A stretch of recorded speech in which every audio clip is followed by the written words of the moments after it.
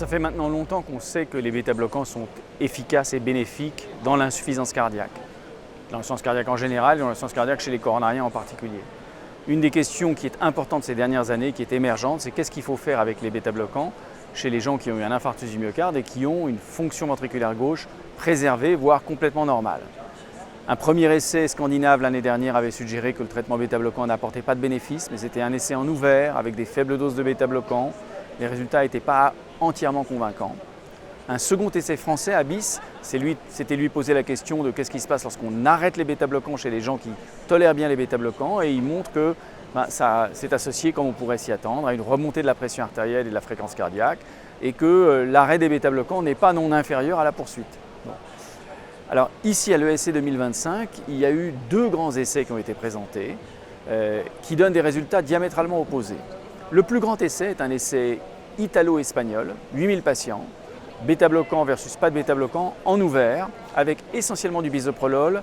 Et un point important, c'est qu'on ne connaît pas la dose du bisoprolol qui est utilisée. On peut suspecter, voire craindre qu'elle soit faible. Et l'essai ne trouve pas de différence entre bêta-bloquant et pas de bêta-bloquant.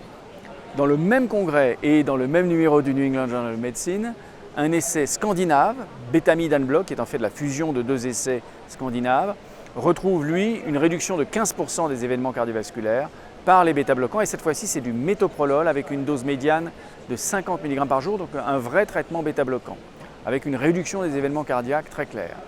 Alors ça suscite un peu de confusion. Je pense qu'en fait les résultats ne sont pas complètement discordants. Si les gens ont une petite dose de bêta-bloquant, on peut craindre que les bêta-bloquants soient inutiles.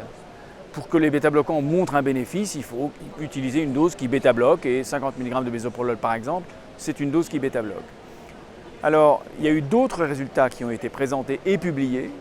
Une méta-analyse des essais scandinaves et italiens et espagnols se focalisant sur les patients qui ont une fraction d'éjection entre 40 et 50% suggère un bénéfice de l'ordre de 15% sur les événements cardiovasculaires, ce qui n'est pas illogique puisque ce sont des patients qui ont déjà un début d'insuffisance cardiaque et de dysfonction VG, et on sait que dans l'insuffisance cardiaque et la dysfonction VG, les bêta-bloquants sont bénéfiques. Un deuxième résultat qui est plus troublant est une analyse des résultats de l'essai Reboot italo-espagnol en fonction du sexe, qui trouve un effet totalement neutre des bêta-bloquants chez les hommes et un effet délétère sur la mortalité, notamment la mortalité cardiovasculaire, chez les femmes des bêta-bloquants. Alors, il faut bien sûr rester ouvert et essayer d'envisager toutes les hypothèses, mais c'est très inattendu et même un peu surprenant. D'abord, mécanistiquement, on ne voit pas très bien pourquoi les bêta-bloquants tueraient les femmes. On a beau se torturer les méninges, on ne voit pas très bien pourquoi. Deuxièmement, le nombre d'événements qui est considéré est assez faible. C'est une quarantaine d'événements dans un groupe contre un peu plus de 24 dans l'autre. Donc ça tient à pas grand-chose en termes de nombre d'événements. Donc la robustesse du résultat est sujette à caution. Et je pense qu'il va falloir absolument aller réanalyser tous les autres essais de bêta-bloquants pour voir si cette interaction est constante et retrouvée dans les autres essais ou si c'est juste un coup du hasard sur un essai. Et on sait que lorsqu'on regarde des sous-groupes et qu'on regarde de multiples sous-groupes, eh bien, du simple fait du hasard, l'un d'entre eux peut sortir comme différent, et on sous-estime toujours l'importance du hasard dans les choses. Donc en pratique, qu'est-ce qu'il faut faire? Je crois qu'en pratique, on peut continuer à donner des bêta-bloquants aux patients qui n'ont pas d'insuffisance cardiaque si leur fraction d'éjection est entre 40 et 50%. Si elle est complètement préservée, là il y a une vraie incertitude.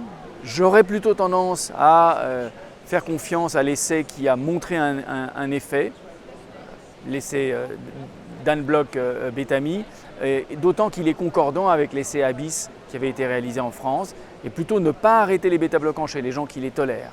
Après, faut-il absolument s'acharner à instaurer un traitement bêta-bloquant au-delà de 50% de fraction d'éjection? Si les patients le tolèrent, on peut, mais je ne suis pas sûr qu'il faille s'acharner à le faire. Ce qu'il ne faut pas faire, c'est donner symboliquement un comprimé de 1,25 de bisoprolol une fois par jour, qui probablement ne sert à rien.